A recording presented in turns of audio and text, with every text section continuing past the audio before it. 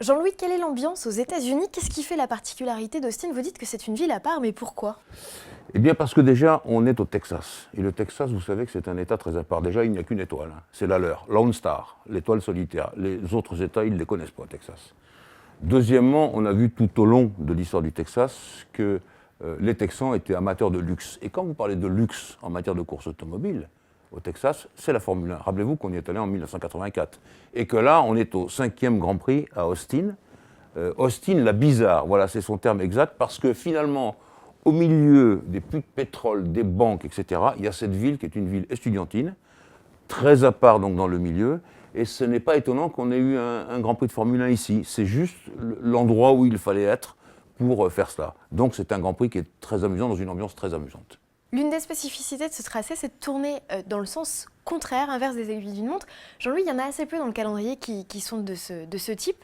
Est-ce que c'est une difficulté supplémentaire à gérer pour les pilotes et pour les écuries, peut-être pour les pneumatiques ou des choses comme ça? Absolument, absolument, parce que tout de suite, on parle circuit qui tourne dans le sens inverse des aiguilles d'une montre. Je pense à Interlagos, et vous savez ce que c'est qu'Interlagos au Brésil. La machine à laver, hein, le rouleau et le tambour.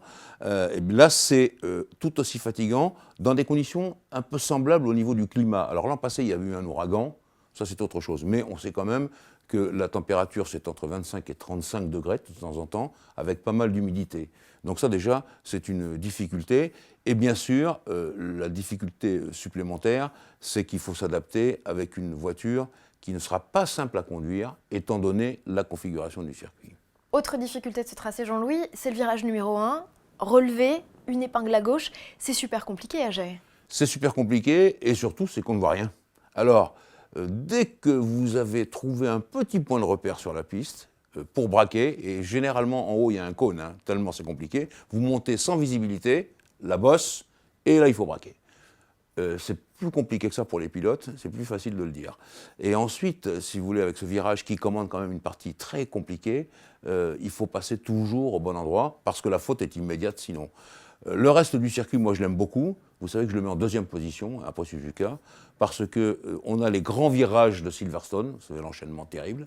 On a un virage complètement à droite, un triple droite qui rappelle le triple gauche de la Turquie, très dur également.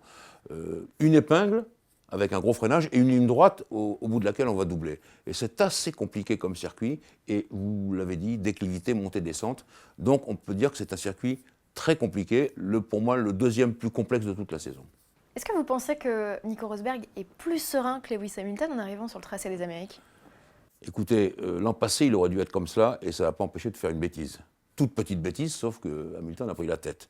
Maintenant, il peut être plus serein, Nico, parce que, tout simplement, il sait que c'est lui qui tient le destin de Lewis dans la conquête du titre mondial, c'est lui qui le tient dans les mains.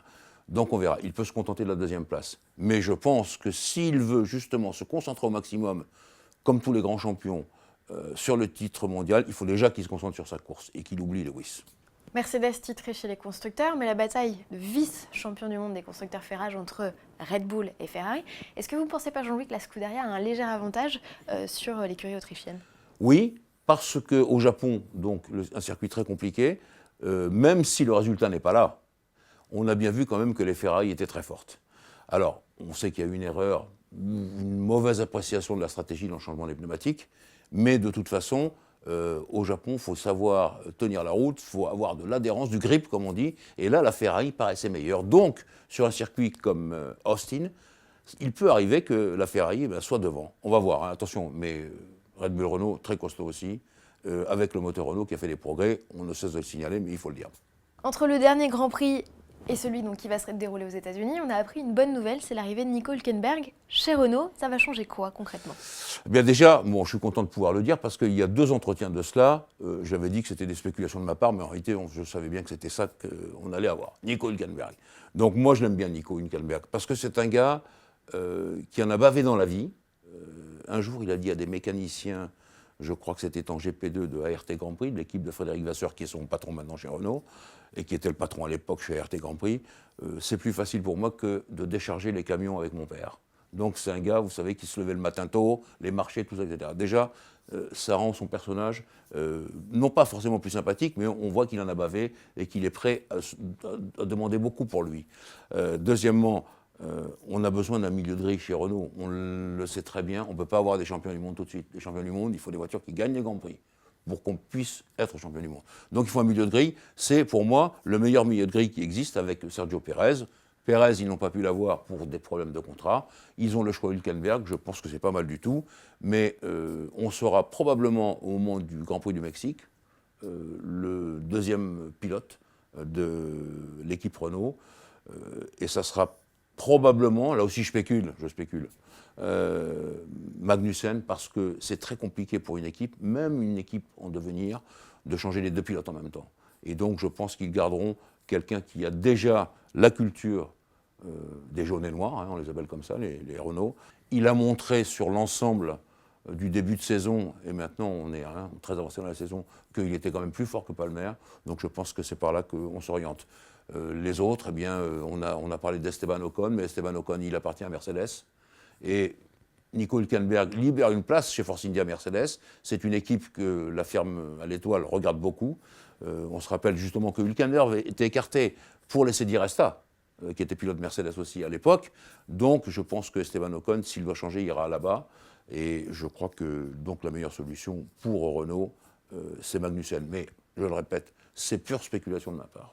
Dernière question, Jean-Louis. On a donc appris la retraite de Mark Webber.